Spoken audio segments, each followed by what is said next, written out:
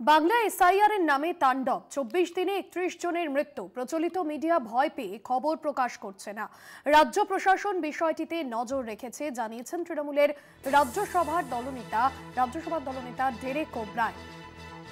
বিস্তারিত জানবো, অঙ্কুর ভট্টাচার্য রয়েছেন আমাদের প্রতিনিধি ফোন লাইনে। অঙ্কুরদা, ডেরেক ওব্রায়েনের যে পোস্ট, সেই পোস্টে তিনি কি উল্লেখ করেছেন, কি জানিয়েছেন তিনি?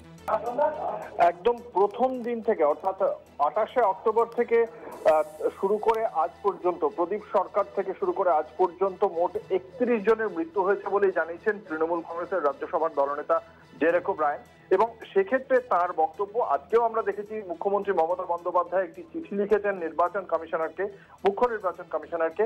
সেই জায়গা থেকেই তার বক্তব্য যে ৩ বছরের কাজ ২ মাসে শেষ করার জন্য যে সময়সীমা ধার্য করা হয়েছে কমিশনের পক্ষ থেকে, তার জন্যই ৩১ জনের মৃত্যু হয়েছে গত ২৪ দিনে। এবং এসআইআর কে তিনি সাইলেন্ট ইনভিজিবল রিগিং বলে দাবি করেছেন, অভিযোগ করেছেন ডেরেক ওব্রায়েন। তার খুব স্পষ্ট বক্তব্য যে এই যে ৩১ জনের মৃত্যু, তা নিয়ে যে গদি মিডিয়াকে তিনি কটাক্ষ করেছেন যে তারা এই নিয়ে কোনো রকম ভাবে উচ্চবাচ্য করছে না, তারা পুরো বিষয়টি নিয়ে চুপ থাকছে, এই ধরনের খবর করতে ভয় পাচ্ছে।